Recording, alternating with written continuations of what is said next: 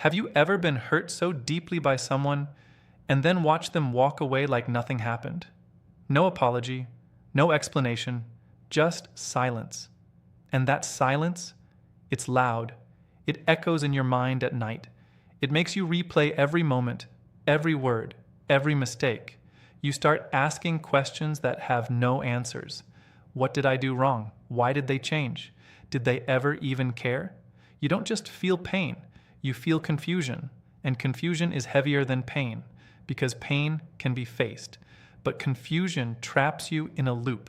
You keep checking your phone, hoping for a message, a sign, something that proves they feel at least a fraction of what you feel, but nothing comes. And slowly, that hope starts turning into frustration, then into self-doubt. And here's the truth most people don't say out loud. It's not just that they hurt you, it's that they hurt you and didn't even acknowledge it.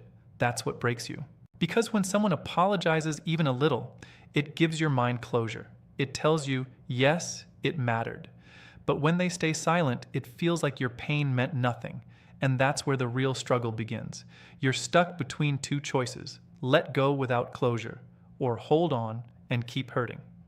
And most people choose the second one, not because they're weak, but because they're human. You want answers. You want accountability. You want that moment where they look at you and say, I'm sorry, I know I hurt you. But instead, you get distance. And the more distance they create, the closer you try to get. You send that message, then another, then maybe one more, just to clear things up. You try to stay calm, you try to act normal, but inside, everything is collapsing. Because deep down, you're not just asking for an apology. You're asking for validation. You want to know that what you felt was real, that the connection wasn't one-sided, that you didn't imagine everything. And when that validation doesn't come, your mind starts turning against you. Maybe you were too much. Maybe you expected too much. Maybe you pushed them away. And just like that, you start blaming yourself for someone else's inability to face emotions.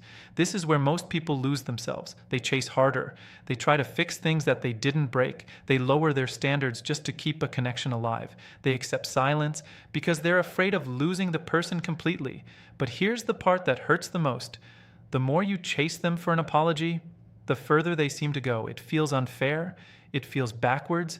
It feels like the more you care, the less they do. And that contradiction, it confuses your mind even more. Because in a healthy world, effort brings people closer. But in this situation, effort seems to push them away. So you try different approaches. You stay quiet for a while, hoping they'll notice. You come back softer, hoping they'll open up. You try to explain your feelings in the most perfect way possible, thinking maybe they'll finally understand. But nothing changes. And now it's not just about them anymore. It's about you. Your energy feels drained. Your confidence starts dropping. You begin to question your worth, all because someone couldn't give you a simple apology. Let that sink in. A simple apology, not a grand gesture, not a big effort, just acknowledgement. But even that feels impossible to get. And this is where most people give up, or worse, settle. They tell themselves, maybe I don't need an apology. They pretend it doesn't matter. They suppress their feelings just to move on faster. But the truth is that it does matter, because it's not about the words, I'm sorry. It's about respect. It's about emotional responsibility. It's about being seen. And when you're not seen, you feel invisible. Now, here's something important you need to understand. Not everyone processes emotions the way you do. Some people don't run toward difficult conversations. They run away from them, not because they don't feel anything, but because they feel too much and don't know how to handle it. These are the people who disappear when things get real, who avoid uncomfortable emotions, who shut down instead of opening up. And if you've been dealing with someone like this, you already know how exhausting it can be. It feels like you're the only one trying, the only one feeling, the only one fighting for clarity, while they stay distant, cold, unreachable. But what if everything you've been doing to get that apology is actually the reason you're not getting it? What if the way you're reacting is pushing them deeper into silence? And what if there's a completely different approach, one that doesn't require you to beg, chase, or lose your self-respect? Because here's the promise. If you stay till the end, you're going to understand exactly what makes an avoidant person finally feel the weight of their actions. and what silently pushes them toward apologizing without you forcing it, not by changing them, but by changing how you show up. And once you see this shift clearly, you will never look at this situation the same way again. What you're about to understand now will change the way you see their silence forever. Because up to this point, it felt personal. It felt like they chose to ignore you, like they made a decision to not care. But the reality is more complex. And once you see it clearly, your emotions start shifting from confusion to awareness. An avoidant person does not respond to pressure the way you expect. When emotions rise, when tension builds, when conversations demand honesty, they don't move closer. They step back, not slowly, not carefully, instantly. It's not a strategy, it's a reflex. Their mind is wired to associate emotional intensity with discomfort. So when you express pain, when you ask questions, when you try to talk things through, they don't feel connection, they feel weight. And the moment they feel that weight, their system goes into protection mode. They withdraw. Now think about what usually happens after they pull away. You notice the distance, you feel the shift, something inside you gets triggered, and naturally you try to fix it. You reach out, you try to understand, you want clarity, you want resolution. But from their perspective, that effort doesn't look like love. It looks like pressure. Every message feels like an expectation. Every attempt to talk feels like a demand they are not ready to meet. Every emotional expression feels like something they have to respond to, but don't know how. So instead of facing it, they escape it. This is where the cycle begins. The more they pull back, the more intense your response becomes. And the more intense your response becomes, the deeper they retreat. It turns into a loop that feeds itself. You move forward, they move away, you try harder, they shut down more. And without realizing it, both of you are reacting from completely different emotional worlds. You're seeking connection, they're seeking relief. That's why nothing aligns. You might think silence will make them realize your value, but if it's mixed with emotional pressure before or after, it doesn't land the way you expect. It still feels overwhelming to them. And here's the hardest truth to accept. They are not ignoring you to punish you. They are avoiding you to protect themselves from emotions they cannot regulate. This doesn't make their actions right, but it explains their behavior. Because when someone lacks emotional tools, they don't communicate. They disappear. They don't process feelings in real time. They delay them. They suppress them. They distract themselves until the intensity fades. So while you're sitting there feeling everything at once, they are doing everything they can to feel nothing at all. And that difference creates a painful imbalance. You're present with your emotions. They're running from theirs. Now imagine what happens when you keep trying to bring them back into that emotional space. It doesn't pull them closer. It pushes them further into avoidance. Because in their mind, being around you starts to feel like stepping into something they cannot control. Something that demands vulnerability. Something that exposes them. And exposure is exactly what they fear. So they delay responses. They give short replies. Or sometimes they disappear completely. Not because they forgot you, but because engaging feels heavier than staying silent. And every time they choose silence, it reinforces the pattern. They learn that distance reduces discomfort, so they keep choosing it. Now here's where your role becomes important. If your reactions continue to match their withdrawals, the cycle never breaks.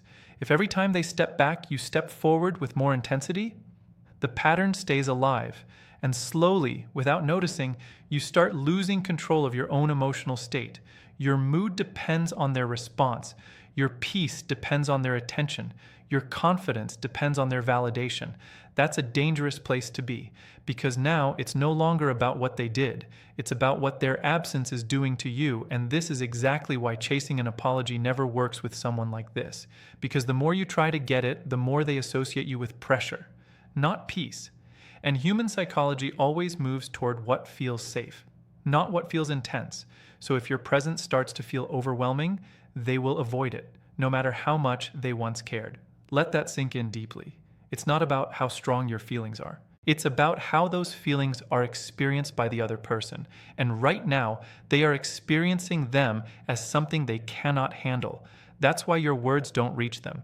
That's why your efforts don't change them. That's why your pain doesn't move them the way you expect, because they are not in a state to receive it. So the real question is not why aren't they apologizing? The real question is, what pattern is keeping them emotionally distant? And once you identify that pattern, everything becomes clearer. Because the answer is not in doing more. It's in doing something completely different, something that breaks the cycle instead of feeding it, something that doesn't trigger their defenses, but slowly lowers them. And that shift is what you're about to discover next. Now that you see the pattern clearly, everything begins to change. Because once you understand that your usual reactions are feeding the distance, you gain something powerful: control over your next move. And this is where most people make a mistake. They think the solution is to say the perfect words, to send one final message that explains everything in the best way possible, to somehow unlock a response through logic, emotion, or timing. But that approach keeps you inside the same cycle, because you're still trying to reach them in a way that activates their defenses. The real shift is not in what you say, it's in what you stop doing. You stop trying to force a reaction. You stop trying to fix their silence. You stop trying to make them understand your feelings when they are not ready to face their own. This is not about playing games. This is about stepping out of a dynamic that has been draining you. You begin by pulling your energy back, not halfway, not temporarily, completely. That means no checking in, no subtle messages, no indirect attempts to get their attention, no emotional signals hidden inside casual conversations. You create real space. At first, this feels uncomfortable. Your mind will resist it. You will feel the urge to reach out, to break the silence, to do something, anything, just to feel connected again. But this discomfort is not a sign that you are doing something wrong. It's a sign that you are breaking a habit, because for so long, your focus has been on them, their actions, their responses, their absence. And now for the first time, that focus is being redirected back to you. And this is where your power starts returning. When you remove your constant presence, something important happens on the other side. The environment changes. Before, they knew you would be there. They knew that no matter how distant they became, you would eventually reach out. You would reopen the connection. You would keep the door open. That certainty allowed them to stay comfortable in their avoidance. But now, that certainty is gone. And uncertainty creates awareness. They begin to notice the difference, not instantly, not dramatically, but gradually. The silence you create is not the same as the silence they used before. Their silence was an escape. Yours is a boundary. And boundaries feel different. They carry weight. They carry meaning. They signal that something has shifted. Now their mind starts asking questions it didn't ask before. Why is there no message? Why did the pattern suddenly stop? Why does it feel like something is missing? This is the moment where curiosity begins. And curiosity is powerful because it pulls attention back to you without you doing anything. Instead of you thinking about them all the time, they start thinking about you, not because you chased them, but because you stepped away from the role they expected you to play. This breaks their emotional comfort zone. And when comfort is disturbed, reflection begins. They start replaying moments, conversations, the last interaction. They begin to see things they avoided earlier, not because you forced them to look, but because there is now space for those thoughts to surface. And inside that space, something else grows: accountability. Slowly, they begin to feel the absence of your energy, the absence of your attention, the absence of your effort. And absence has a unique effect on the human mind. It amplifies value. What was once available becomes noticeable only when it is no longer there. Your presence, which they once took lightly, now carries a different weight. They begin to realize what they had and what they lost. This is where emotional pressure shifts. Before, the pressure was on you. You were the one waiting, hoping, questioning. Now that pressure starts moving toward them, not through words, not through confrontation, but through silence that speaks louder than anything else. And this is when guilt can begin to surface, not instantly, not in a dramatic way, but in quiet moments, in thoughts they cannot fully ignore. They start recognizing their actions, their distance, their lack of response, and for the first time, they are not being distracted from it, because you are no longer there to carry the emotional weight for both sides. You are no longer trying to keep everything together. You stepped back, and now they are left alone with what they avoided. That's when things start to shift internally, because an avoidant person only processes emotions when they are no longer overwhelmed by external pressure. And your absence removes that pressure. It gives them space to feel without reacting defensively, to think without shutting down, to reflect without escaping. And within that process, something important can happen. They begin to understand the impact of their actions. Not because you explained it again and again, but because they experience the consequence of losing access to you. And when that realization becomes strong enough, it can lead to something they couldn't offer before. An apology, not forced, not demanded, but felt. Because now it comes from awareness, not pressure, and that changes everything. And then, the moment you once waited for finally arrives. A message appears. A name you know too well shows up again. Maybe it's simple, maybe it's careful, maybe it feels a little unsure, but it's there. After all that silence, they reach out. At first, your heart reacts faster than your mind.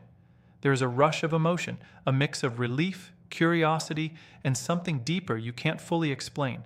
Part of you feels validated, part of you feels cautious, and another part of you wants to forget everything and go back to how things were. This is the most important moment of the entire journey, not when they return, but how you respond when they do, because if nothing changes in you, everything will repeat itself.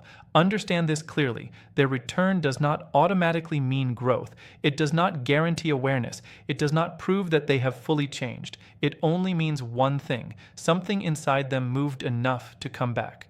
Now, the next step depends on you. Most people lose their power here. They get so focused on the return that they forget the reason they stepped away in the first place. They respond instantly.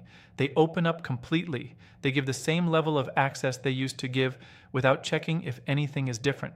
And slowly, the same pattern begins again. But this time, you do something different. You pause, not to play games, not to create distance for the sake of control, but to stay grounded in who you have become during that time apart. You don't react from emotion, you respond from awareness. Your energy is calm, your words are simple. Your tone is steady. There is no urgency in your behavior, no need to rush, no need to prove anything, because now your self-worth is not tied to their attention, and that changes everything. If they express regret, you don't immediately accept it without understanding it. You listen, you observe, you notice whether their words carry depth or just convenience, because an apology is not just about saying sorry, it's about recognition. Do they understand what they did? Do they take responsibility without shifting blame? Do they show awareness of how their actions affected you? These questions matter more than the apology itself. And for the first time, you are not desperate for answers. You are evaluating them. That shift is powerful because now the dynamic is balanced. You are no longer the one trying to hold everything together. You are standing in your own space, allowing them to meet you there, or not. And if they truly feel the weight of what happened, their behavior will show it, not through big promises, but through small, consistent actions. Respect, effort, presence, things that were missing before. But here is something you must not forget. Even if they come back with genuine feelings, it does not erase what happened. You are allowed to remember. You are allowed to take your time. You are allowed to protect your peace. Because growth is not just about giving chances. It's about choosing what aligns with your value. If you feel that nothing has changed, you don't need to hold on just because they returned. If their actions still create confusion, you don't need to stay just because they said the right words. You are not here to fix someone who is not ready. You are here to build a connection that feels safe, clear, and real. And if that cannot be created, walking away is not a loss, it's a decision to stop settling for less than what you deserve. Now think about how far you've come. At one point, you were waiting for a message, hoping for a sign, questioning your worth because someone couldn't face their own emotions. Now you stand in a completely different place. You understand the pattern. You broke the cycle. You took your power back. And whether they came back or not, you are no longer the same person. That is the real transformation.